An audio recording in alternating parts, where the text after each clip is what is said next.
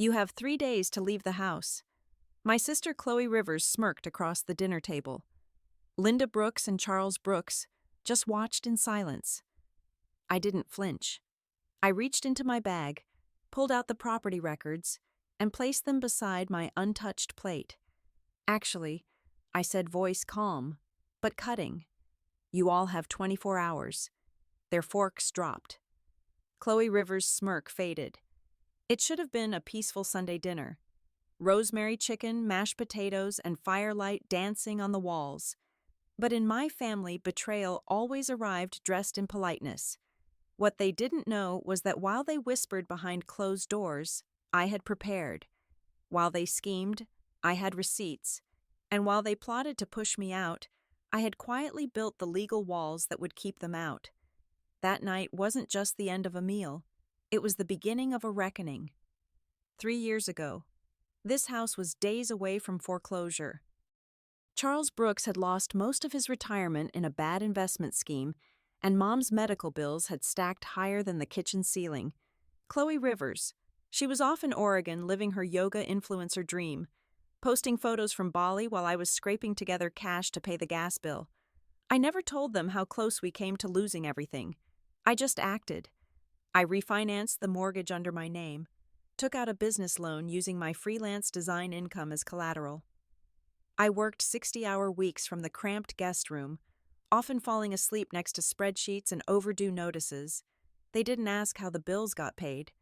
They just thanked God the foreclosure letters stopped arriving, and I let them believe whatever they wanted because I wasn't doing it for applause. I was doing it because this house held every memory that still felt real to me.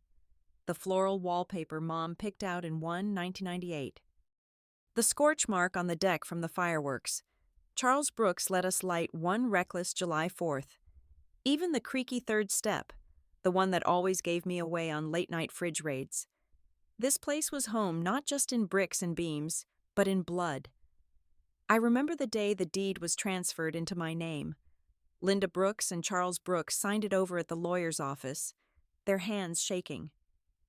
"Are you sure?" the lawyer asked. Charles Brooks nodded. "It's the only way we survived this." I was calm on the outside, but inside I felt the crushing weight of inheritance without celebration.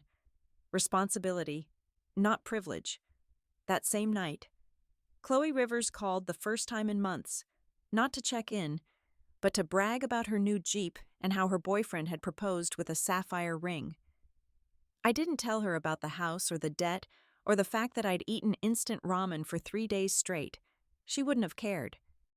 Or worse, she would have found a way to twist it into something ugly like she always did. Growing up, Chloe Rivers was the golden child star cheerleader valedictorian. Daddy's little sunshine. I was the quiet one, the one who never asked for much, and because I never demanded, they forgot to offer. But I remembered everything, every skipped birthday, every emergency phone call she ignored, every time Mom said, "She's just busy, sweetheart. Don't be jealous." I wasn't jealous. I was exhausted. So, when Chloe Rivers walked back into this house 2 weeks ago with her perfectly straightened hair, monogrammed luggage, and that same condescending smile, I knew something was coming. What I didn't expect was how easily they'd all fall into line behind her again. Chloe Rivers returned as if she had never left. She walked through the front door like she owned the place, dropping her designer duffel on the hardwood floor and air-kissing Mom like they were brunching in Manhattan. Charles Brooks looked up from the couch, and his whole face lit up like it hadn't in years. "Pumpkin," he whispered. I stood in the doorway of the kitchen dish towel, still in hand, watching the performance unfold. She didn't acknowledge me, not even a nod, not a glance. Later, I'd find out she had texted them weeks ago, asking if she could crash for a bit while she figured things out. She'd left her fiancé. Turns out he cheated. Or maybe she did, depending on which version she told. She was rebuilding her life, she said. So naturally, she came here to the one place she never lifted a finger to preserve. At dinner that night, she spoke louder than everyone else, dominated the conversation, laughed too hard at her own stories, tossed back wine like it was water. Linda Brooks clung to every word. Charles Brooks nodded like he was still her audience of one. And when I brought out dessert, homemade lemon tart, their favorite, Chloe Rivers scoffed. Still playing house, huh? Evie. It was a tiny jab, but it landed like a dagger. She never said anything outright cruel. Chloe Rivers was too polished for that. No, her weapons were subtler backhanded compliments, one-syllable dismissals, comparisons, too casual to be unintentional. And yet, it worked. Within a few days, Mom and Charles Brooks started falling back into old rhythms. Chloe Rivers slept in the master bedroom. I stayed in the guest room, the same one I'd turned into a home office after months of living like a tenant in my own house. Chloe Rivers just needs space to heal, Linda Brooks said softly one morning. Don't make things tense, Charles Brooks added without looking up from his coffee. Tense, that word again. Apparently existing was tense, paying the bills tense, trying to hold boundaries tense. But Chloe Rivers, flouncing around in silk robes and ignoring every shared chore, totally acceptable. I kept my mouth shut for a while, until I overheard them whispering on the porch one night. She's always been so rigid, Chloe Rivers said. She's tired, Linda Brooks replied. And you know, Avery Brooks, she holds on to things. I just think maybe it's time for her to grow up and move on. Maybe she should find her own place. They didn't know I was standing just inside the screen door. And I didn't say anything then. But in that moment, I knew this wasn't temporary. Chloe Rivers hadn't come home to heal. She'd come to reclaim. And Mom and Charles Brooks, they were ready to let her. It didn't happen all at once. That's the thing about erosion. It's slow, quiet, almost gentle until one day you wake up and realize the foundation has disappeared beneath your feet. First came the little things. Linda Brooks stopped asking if I wanted coffee in the morning. Charles Brooks left the mail unopened on the hallway table mail with my name on it. Chloe Rivers moved my things in the kitchen, rearranged the spice rack I'd organized, laughed about how chaotic it was before. No one asked me. Then came the conversations that paused when I entered the room. The glances between them fleeting but unmistakable. I started feeling like a guest, like I had wandered into someone else's home and overstayed my welcome. One evening, I walked into the living room to find them sitting together on the couch, wine glasses in hand, fire crackling. Chloe Rivers was telling them about a real estate course she took online. I think it would be smart to downsize eventually, she said casually. Maybe even sell the house while it's still in good condition. Get a condo somewhere quieter. This place is just too much for Avery Brooks alone. I stood there in the doorway frozen. They didn't even notice me. I left the room without a word and closed the guest room door softly behind me. I didn't cry. I didn't scream. I sat at my desk and opened the folder labeled Property Documents Deed, Title Transfer, Mortgage, Refinance, Tax Receipts, Legal Counsel Notes, my name, my responsibility, my home. But that didn't seem to matter anymore because somehow in their eyes, Chloe Rivers was still the center of gravity, the one they revolved around. No matter how long she'd been gone, no matter how little she'd given back, she didn't earn their loyalty. She inherited it. And I had to buy mine month after month, dollar by dollar. And even then, it was conditional. As long as I was useful, as long as I stayed quiet, as long as I didn't challenge the family myth that Chloe Rivers was the sun and I was the shadow, I started locking the door to my room. Not out of fear, but out of something worse foresight. Something was coming. I could feel it in the way Chloe Rivers avoided eye contact, in the way Mom sighed every time I brought up bills, in the way Charles Brooks' voice dropped when he asked, "Do you really need to be here full-time?" No one said it, but I heard them all the same. You're in the way. You're too much. You're not wanted. And so I waited, not passively. No. I sharpened my silence. I gathered my evidence. I let them underestimate me. Let them think I was soft or afraid, or too loyal to fight, because I knew the strike was coming. I just didn't know it would come over roast chicken and red wine. It was supposed to be just another dinner. Roast chicken, garlic mashed potatoes, that lemon vinaigrette salad Mom always made when she wanted things to feel normal. The table was set for 4. Chloe Rivers brought out wine, some overpriced bottle she'd picked up on her way back from yoga. Charles Brooks carved the chicken like it was Thanksgiving, and I sat silently watching them pretend this house wasn't built on the bones of my sacrifice. Halfway through the meal, Chloe Rivers took a sip of wine, set her glass down with that signature dramatic flair, and smiled at me like a cat who'd already swallowed the bird. "You have 3 days to leave the house," she said casually. Just like that. 3 days. No discussion. No context. A sentence dropped into mashed potatoes in silence. I looked at her, then at Mom and Charles Brooks, expecting, hoping for some kind of reaction. Nothing. Linda Brooks looked down at her plate. Charles Brooks reached for the salt. Neither said a word. I blinked. "Excuse me," I said quietly, trying to keep my voice from cracking. Chloe Rivers tilted her head. Her tone sank her in. "It's not personal, Evie. We just think it's time you moved on. You've been here a long time. It's not healthy. I repeated. "Linda Brooks and Charles Brooks agree," she said smoothly, glancing at them like a lawyer revealing her co-signers. Charles Brooks cleared his throat. "It's not about the house," he muttered. "It's about peace, harmony, peace," I whispered. "You think this is peace?" Chloe Rivers leaned forward, elbows on the table like we were gossiping over coffee. "I just don't want us to keep walking on eggshells. Your energy, it's heavy." I almost laughed. Heavy.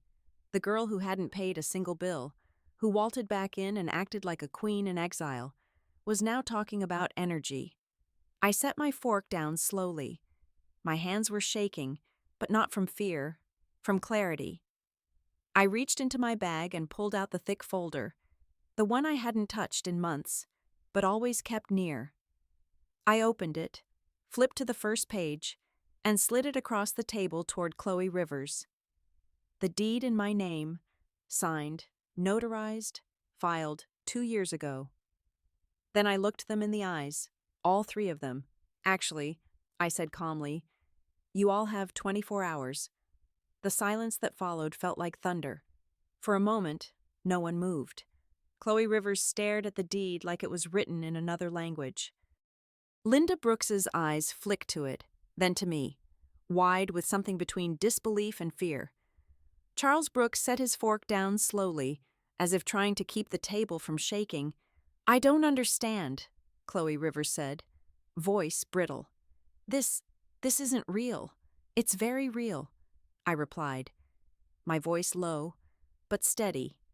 Signed, notarized, legally binding, dated 18 months ago, the day I paid off the final balance of the mortgage in full. Charles Brooks's face went pale. I refinanced it under my name. I continued sliding another paper across the table. Paid off the liens, took over the insurance, paid the property tax, fixed the leaking roof, the electrical, the mold in the basement. You remember that, right? No, probably not. You weren't here. Chloe Rivers stood up suddenly, her chair screeching against the floor. Her expression twisted, no longer smug, just cold. "So, this is what this is about. Control." "No, I said this is about respect, something none of you seem to think I deserve." "You're kicking out your family," Linda Brooks finally whispered. "I'm reclaiming what I built," I said, turning to her, "what I held together when everyone else disappeared, what I sacrificed my 20s for. You let her walk in and declare me a squatter in my own home. You said nothing. We didn't know," Charles Brooks mumbled, but the words landed weak. "You didn't want to know," I snapped. It was easier to pretend this place just stayed afloat on its own, that I was just a quiet presence in the background. Well, surprise. I'm the reason we still have a roof at all. Chloe Rivers laughed sharp and bitter. "God, Avery Brooks, no wonder no one wants to live with you. You're impossible. You act like some martyr, like the family owes you a parade. I never asked for a parade. I said, rising to my feet. But I also didn't ask to be betrayed over dinner like I was some stranger who overstayed my welcome. I reached into the folder and pulled out the final page, a printed letter from my lawyer stamped and signed. This is a formal notice of eviction. You have 24 hours. After that, law enforcement gets involved. The locksmith is coming tomorrow afternoon. You wouldn't dare. Chloe Rivers spat. I turned to her. You dared first. Charles Brooks stood up too, hands trembling. There has to be another way. Avery Brooks, please. There was, I said, my voice cracking despite myself. It was when I asked you both to sign the deed and you said yes, when you told me you were proud of how I stepped up, when I spent 2 years cleaning up your mess without ever making you feel ashamed. That was your other way. You chose this one instead. Linda Brooks looked like she wanted to cry. Ava, she whispered, you're not this kind of person. I stared at her. No, I wasn't. But you made me this way. You let her humiliate me at this table and said nothing. You watched me drown in responsibility and called me tense. And now you want to act surprised when I finally say enough. Chloe Rivers moved toward me. I'm not leaving, she said. I don't care what papers you bring. This is our family's home. I grew up here, too. I stepped back my hand, instinctively, gripping the edge of the table. Yes, we both did. But I'm the only one who stayed when it mattered. And you don't get to walk back in and rewrite history just because you're louder. She opened her mouth, but I cut her off. Pack your things, all of you, by noon tomorrow, or I'll have officers escort you out. Silence swallowed the room. Then slowly, Chloe Rivers turned and stormed upstairs, heels clicking like gunshots on the wood floor. Charles Brooks sat down hard, burying his face in his hands. Linda Brooks looked at me, and for the first time, I think she really saw me. But I didn't wait for understanding. I left the table, walked to my room, and closed the door with shaking hands. Outside, the house creaked. Inside, my heart pounded. I just declared war on the only people I had left, but for once, I wasn't afraid. The next morning, the house felt different. Not quieter. It had always been quiet in that suffocating, polite kind of way, but hollow, like something had cracked in the foundation and let all the warmth leak out overnight. I didn't sleep. I lay in bed listening the creaks of the floorboards, the occasional closing of a drawer. Hushed voices down the hall. They were packing. At 8:13 a.m., I heard the soft click of the front door opening and Chloe Rivers' voice slicing through the air like broken glass. Just bring the truck around. I don't need help. I just need you to be fast. I didn't move. Didn't go out to gloat. Didn't offer help. Just sat at the edge of the bed, hands clenched in my lap, waiting for the next sound. Footsteps on the stairs. A thud. A suitcase dragged across the hardwood. Then silence again. At 10:07 a.m., I opened the door to grab coffee. The hallway was empty, but the air was charged like after a lightning strike. I passed Charles Brooks in the living room. He was sitting in his old recliner, staring at the blank TV screen, holding the remote, but not pressing anything. He didn't look up, didn't speak, just let me walk by like I was a ghost. Linda Brooks was in the kitchen packing plates into a box marked fragile. She paused when she saw me. Your Charles Brooks doesn't know where we'll go yet, she said softly, not meeting my eyes. Chloe Rivers offered her apartment for a while. It'll be cramped. I didn't respond. I just nodded once and reached for the kettle. She didn't mean to. She began. She did. I interrupted. And you let her. Linda Brooks's shoulders sagged. She didn't argue, didn't cry, just picked up the next plate and wrapped it in newspaper. By 11:40 a.m., the front door opened and closed 3 times in quiet succession. Once for Chloe Rivers, once for Mom, Once for Charles Brooks. No goodbyes, no final words, only the sound of departure and the wind against the windows. At 12:30 p.m., I locked the door, turned. The bolt slowly felt it click into place. It was done. No screaming, no physical fights, just a fracture deep and clean, the kind that doesn't bleed on the outside, but never fully heals. I walked the perimeter of the house room by room. Their things were gone. Their presence wasn't. I could still smell Charles Brooks's cologne in the hallway. Still see Mom's gardening gloves on the windowsill. Still feel Chloe Rivers's perfume lingering in the guest room, the one she'd taken over like a throne. I didn't touch anything. Not yet. I just stood in the center of the living room, the space we'd once called family, and let the silence settle in like dust. For the first time in years, the house was mine. But it didn't feel like victory. It felt like aftermath. The first morning without them was eerily quiet. No footsteps, no clinking mugs, no whispers behind doors, just the hum of the fridge, the occasional creak of old wood, and the steady beat of my own breathing. I made coffee and sat by the window. For once, no one had claimed the best seat. The house felt foreign and familiar all at once, like wearing a dress I hadn't tried on in years. I started small. I cleared out the master bedroom, the one Chloe Rivers had taken like it was owed to her. I opened the windows wide, let the stale air out, repainted the walls soft gray, removed the floral curtains Mom insisted on keeping for tradition, hung a single photograph, me standing on a mountain trail in Wyoming, arms outstretched alone and smiling. Then I moved to the hallway, took down the old family portraits, not to erase the past, but to stop it from looming over my present. I boxed them carefully, labeled the container. Memories, not altars.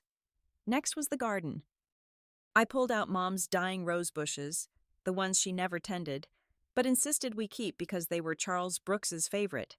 I planted lavender and rosemary instead, things that didn't just survive, they thrived with space and sunlight.